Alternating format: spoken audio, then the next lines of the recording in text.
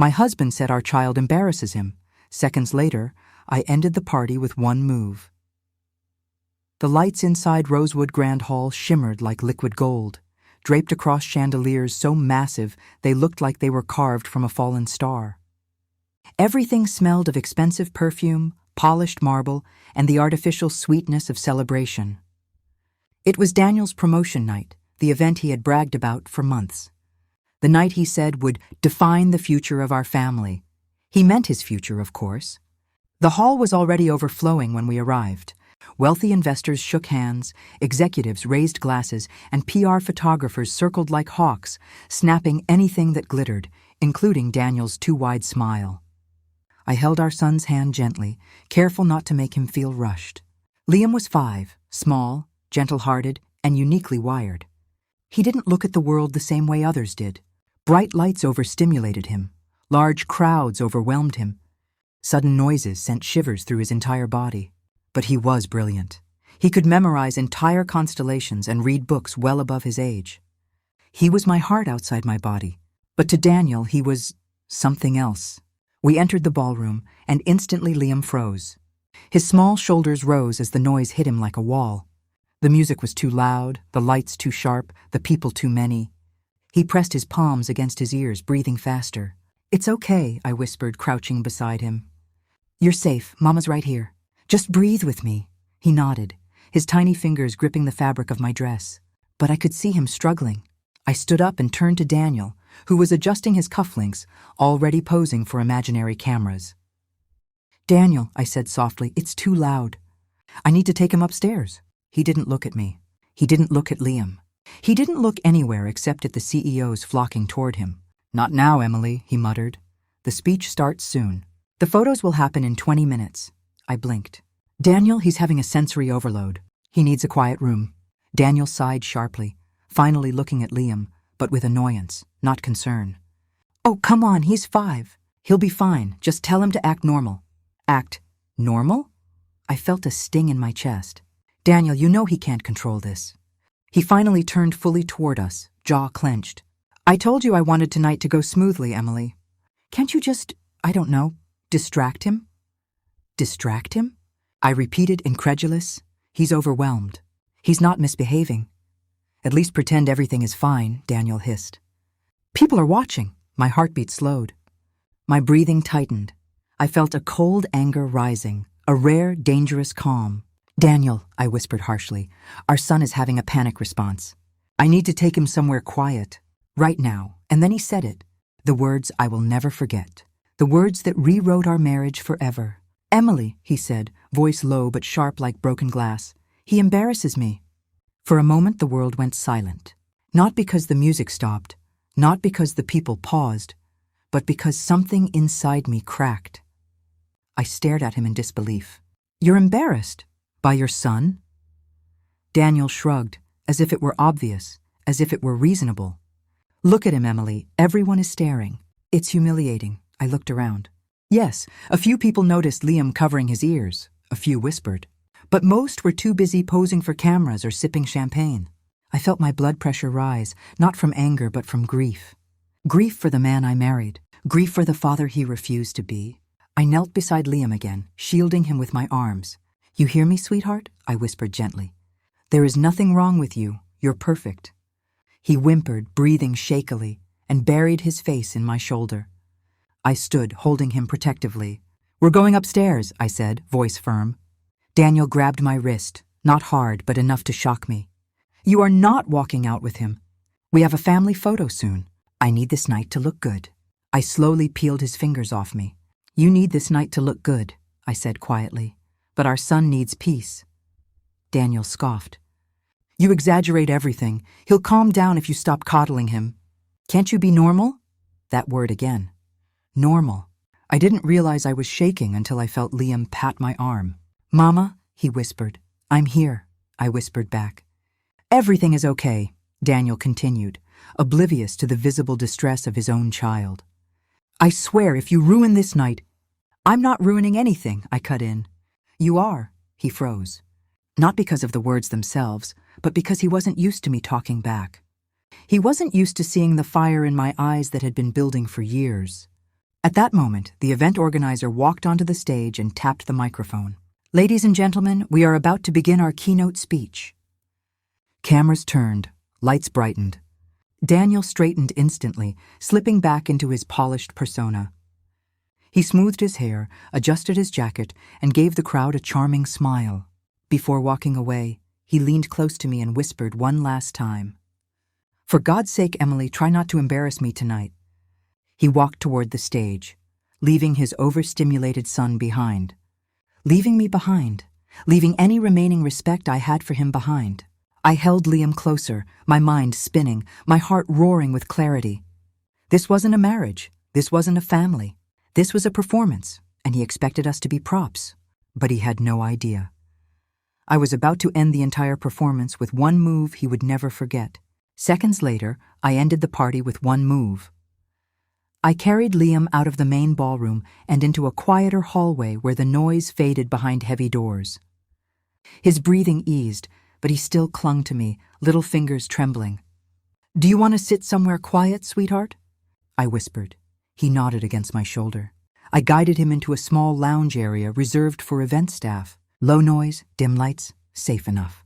I sat him on the couch and handed him his favorite sensory toy from my purse, a soft blue fidget star he always carried. He spun it slowly, his breathing returning to normal. "Better?" I asked. He nodded again, this time with a tiny smile. The sight of it broke me. How could Daniel be embarrassed by this child? This gentle, brilliant boy? As Liam relaxed, I stepped just outside the room. I didn't want to leave him, not even for a second, but I needed a moment to think. To breathe, to understand how everything had escalated into this cold, polished nightmare. Daniel's words replayed in my head like sharp echoes. He embarrasses me. Try not to embarrass me tonight. Act normal. Normal. He kept circling back to that word. But who decided what normal was? Certainly not a man who cared more about applause than his own son. I leaned against the wall, listening to the muffled murmur of the audience, the clinking glasses, the artificial laughter floating through the air. It took everything inside me not to burst into tears, but I wasn't here to cry. I was here to protect my son. Just then, I heard footsteps echo down the hall. His footsteps. Daniel. He walked toward me, features stiff with irritation, tie perfectly centered, charm switched off. He didn't look like a loving father or a husband concerned for his family. He looked like a man whose image was slipping through his fingers. "Emily," he said before I could speak, "the first photo session is happening. Bring him now." I stared at him, not moving. "He's settled," I said quietly. "He needs rest." "I need him," he hissed.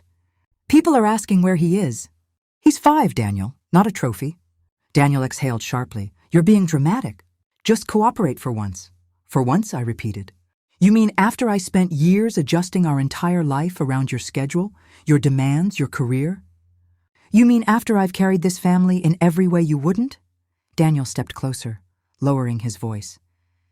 "Emily, look, I'm under a lot of pressure. Mr. Baxter from corporate is expecting pictures with the family. You know how important this is." "What's important," I whispered, "is our son's well-being." He scoffed. "Here we go again. Emily, the self-righteous mother." I closed my eyes for a moment because if I didn't, I might scream. When I opened them, there was no anger left. There was clarity. "I'm taking him home," I said. Daniel's face twisted. "What? You heard me. We're leaving." "No, you're not. You're not ruining this night." "Emily, don't you dare." I didn't flinch. "You told me he embarrasses you," I said quietly. "So tonight we won't embarrass you at all." He stiffened. But before he could respond, the loudspeaker crackled to life. "Ladies and gentlemen," the host announced, "please welcome our star of the evening, Daniel Walker." The room erupted in applause. Daniel straightened automatically, his instinctive hunger for attention overpowering everything else. He glanced at the ballroom doors, then back at me. "I'm coming back after my speech," he warned. "You better fix this by then." He rushed inside, leaving me in the hallway with the distant roar of applause trailing behind him. I felt something shift inside me, something final, something freeing. I returned to the lounge where Liam was sitting quietly, now tracing shapes on the couch fabric. "Ready to go home?" I asked gently. "Home," he murmured softly, nodding. I bent down and zipped up his small jacket. As I helped him into his shoes, a plan formed in my mind. A bold, simple, unstoppable plan. Daniel wanted image. He wanted perfection. He wanted applause. Then I would give the room exactly what it needed, the unfiltered truth. Because the one move that would end the party was already waiting in my purse. I lifted Liam into my arms and carried him toward the elevator. I pressed the button to the lobby, but halfway down, I reached into my bag and pulled out my phone. A video, one I recorded earlier this evening, when Daniel said the words that tore through my heart. He embarrasses me. I had captured every second. His tone, his expression, his disgust. Not for revenge, not to humiliate him, but because I wanted the truth to exist, somewhere outside my loneliness. And now it was time to let the truth breathe. I reached the lobby, handed Liam his tablet with calming cartoons, and asked the receptionist, "Can you please watch him for 2 minutes?" "I'll be right there. He's calm. He's safe." The woman nodded warmly. "Of course." I walked back toward the ballroom, my heart steady, my steps firm. Inside, Daniel was giving his grand speech, smiling flawlessly, convincing the world he was the perfect family man. The giant screen behind him displayed photos of us, staged, filtered, edited into lies. "Family is my greatest pride," Daniel said confidently. I stepped toward the AV technician. "Excuse me," I whispered, holding up my phone. "I have a video Mr. Walker requested to attach to his speech. He said to play it immediately after he mentions family." The technician nodded. "Got it. Send it to me." And I sent it just like that.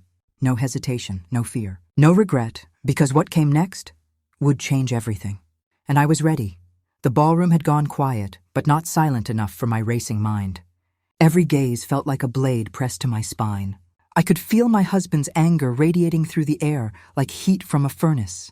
Yet beneath it all, beneath the humiliation, the noise, the whispers, there was my child.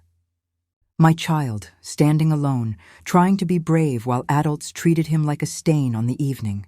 I stepped forward, the sound of my heels echoing loudly on the marble floor. I didn't rush, I didn't stumble. I moved with a calm that felt unnatural even to me. Inside, a storm was roaring, but on the outside, I looked like a woman walking toward destiny. Across the room, people parted as I approached, creating a path as though they feared being close to what I would do next. Conversations stilled, champagne glasses lowered. Every guest seemed to sense that something irreversible was about to happen. My child saw me coming, and relief washed over his small face. He didn't speak. He didn't need to. His eyes were enough. They told me everything. "Mom, you came for me. Mom, don't leave me alone again." I dropped to one knee, ignoring the gasps behind me. His small hand slipped into mine, trembling. "Are you okay?" I whispered. He nodded, but I knew he wasn't. Not after what his father had done. Not after being made to feel like a burden in front of dozens of strangers. "Mom," he whispered back, voice cracking. "Did I do something wrong?" My chest tightened painfully. I cupped his cheek gently. "No," I said. "You did everything right. You were perfect." A single tear escaped his eye. I wiped it away, then stood up slowly, turning toward the man who had caused all this. My husband. His jaw was clenched, his face red with embarrassment and anger. Not regret, not remorse. Just irritation that I had created a scene, as he would later call it. He stepped forward, lowering his voice but failing to control the sharpness in it. "What are you doing?" he hissed. "Get him out of here. This is not the place." I cut him off, my voice low but steady.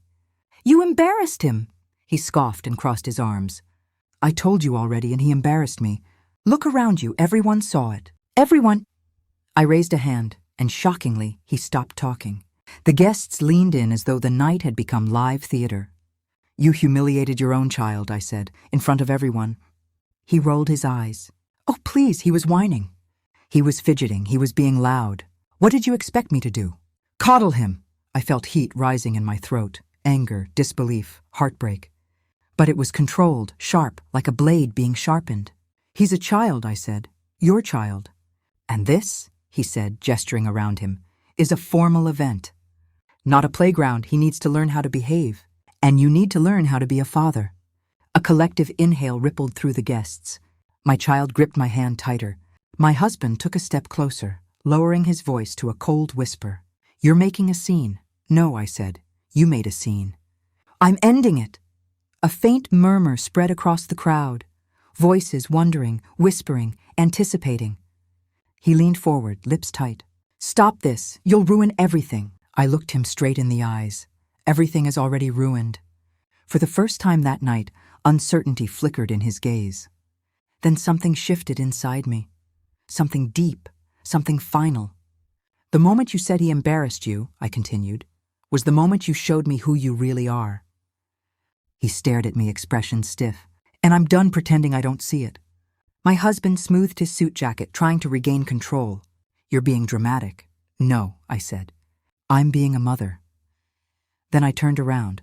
Enough for everyone to see, enough for everyone to hear, and I spoke the words that had lived inside me for months.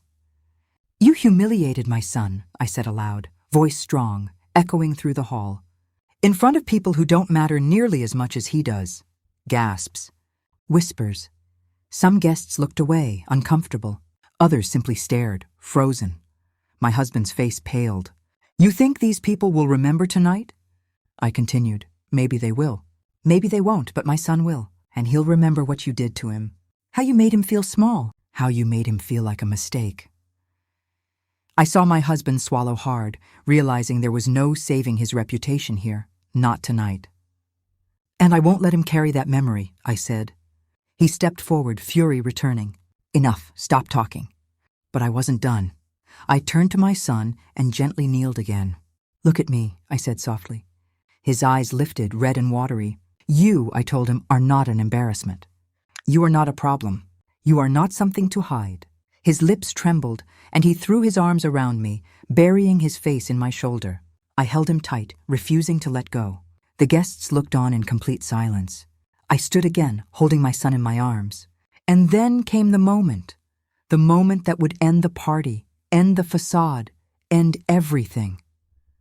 I walked straight toward the center of the ballroom, toward the elegantly decorated table where champagne glasses sparkled under the lights. My husband's voice echoed behind me.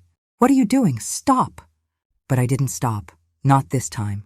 I raised my hand, picked up the crystal flute, the one he'd told me not to touch earlier because it was too expensive for someone like me to drop. Then I deliberately let it fall. The glass shattered into 1,000 sharp pieces, the sound echoing like a gunshot in the silent hall. People gasped. Waiters froze.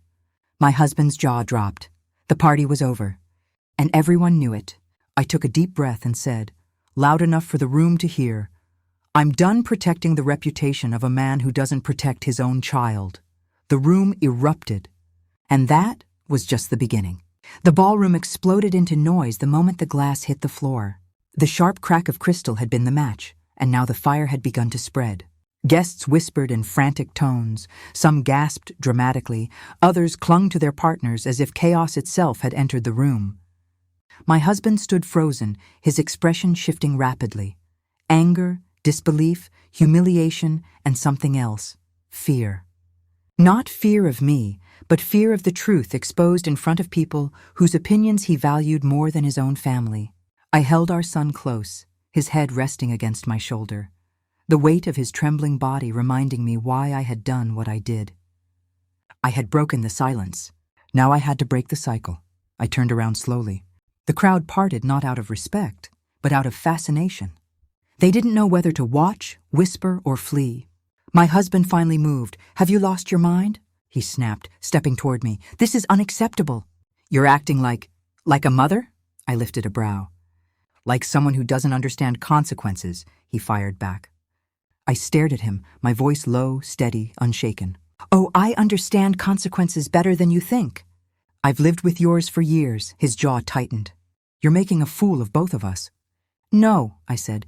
You already took care of that. A ripple of gasps fluttered across the guests like startled birds.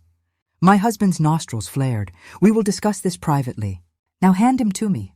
My son's grip tightened around me instantly, fingers clutching the fabric of my dress. His voice was small, trembling. No, Mommy, don't. I placed a reassuring hand on his back. I won't, I whispered, and I meant it. My husband took another step closer, lowering his voice but not his anger. You are embarrassing me. That's the second time you've used that word tonight, I said. The first time about your child, now about me. He blinked, thrown off by my calmness. So tell me, I continued, who isn't an embarrassment to you? Anyone? Or is the problem simply that your image matters more than the people who love you? A woman nearby gasped so loudly you'd think she was performing for a theater. My husband's voice dropped to a warning growl. Stop talking, I smiled faintly. No. For the first time in years, he had no control over me, and he felt it. Suddenly, one of his business partners, an older man with silver hair and too much money in his cufflinks, stepped forward. Is everything all right here? He asked us, pretending to be concerned, but clearly enjoying the spectacle. My husband straightened, smoothing his jacket. It's a personal matter. No, I interrupted. It's a pattern. The man blinked, startled by my interruption. I shifted my son to my other arm and faced the room. My husband thinks our child embarrasses him, I announced, voice ringing out clearly. And I think everyone here should know what kind of man you're doing business with. His face drained of color.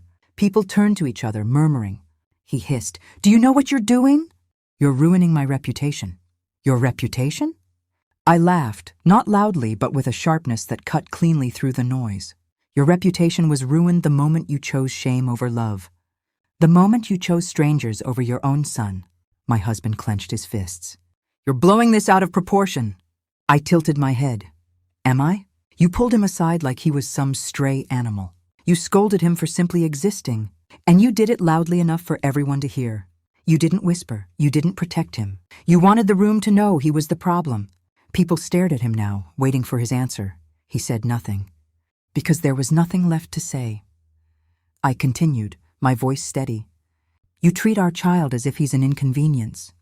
A burden, something to hide. But I'm done hiding. I'm done pretending. I'm done letting you shrink the world around him until he feels too small to fit in it.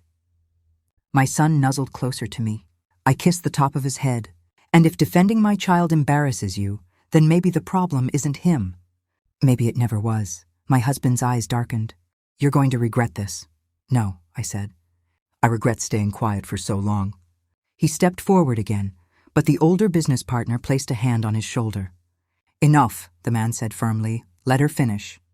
For the first time in his life, my husband seemed speechless. The tension thickened around us. The music had long stopped. The guests were practically holding their breath.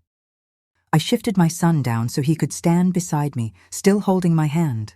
I've spent years trying to keep this family together, I said. Years trying to make sure our son never felt unloved.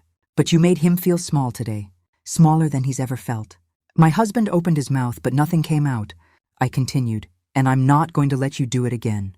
My voice dropped into something colder, final. This is the last night I allow you to hurt him. He shook his head in disbelief. Are you threatening me? No, I said. I'm promising him. Our son looked up at me, hope flickering behind the sadness. I squeezed his hand. It's time to go, I told him softly. As we turned toward the exit, the guests parted like water around a ship. My husband followed behind us, his voice growing frantic. You walk out that door and you're destroying this family. I paused and looked back at him over my shoulder. No, I whispered, I'm saving it. He froze.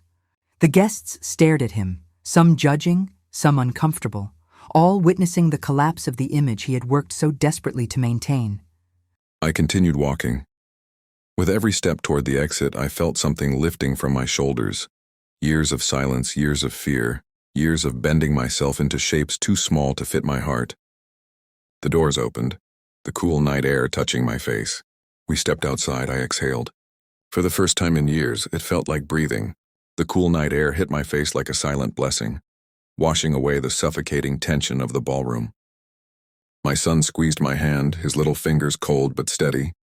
His eyes, wide, confused, hopeful, looked up at me as though he wasn't sure if he was allowed to believe that we were truly leaving. I knelt down so we were eye level. You're safe, I whispered. I promise. He nodded slowly, then wrapped his arms around my neck, clinging with a desperation that broke my heart all over again. Just then, the ballroom doors burst open behind us. My husband stormed out, his voice sharp and frantic. You can't walk away, not like this. I stood up calmly, placing my son slightly behind me. I already did. He came closer, but something had changed. The arrogance, the icy superiority, gone. His voice trembled with something he rarely showed. Panic. You embarrassed me in front of everyone, he said through clenched teeth. No, I replied. You embarrassed yourself." He shook his head, furious. "You think running away will fix anything? You're overreacting to a moment." "A moment?" I cut in. "You called our son an embarrassment. You humiliated him. That wasn't a moment. That was your truth showing." My husband blinked rapidly, as if trying to force the world back into a shape he controlled. "He's my son too," he said, "then act like it." He raked his hands through his hair. "Can we just talk inside, away from all these people?" "No," I said firmly. "You've had years to talk. Tonight I had to shout for you to hear me." He stepped forward again, and my son tightened his grip on my hand. My husband froze when he noticed the fear in our child's eyes. For a split second, guilt cracked through the anger on his face, but only for a split second. "I won't let you take him," he said. "You can't just leave." "I'm not taking him," I said. "I'm leading him away from harm." He scoffed, raising his voice. "I am not harm." Silence. Even the street around us seemed to pause. "Then why is your child afraid of you?" I asked quietly. The question hit him harder than any public humiliation ever could. He opened his mouth, then shut it. He looked at our son, and for the first time all night, he didn't have an answer. Before he could speak again, the older business partner from inside approached us. "Is everything all right?" he asked carefully, glancing between us. My husband stiffened. "This is a personal matter." The man raised a hand. "No, this is a matter of character." We all saw what happened. I watched my husband's shoulders slump slightly, the weight of judgment pressing down on him. The partner turned to me.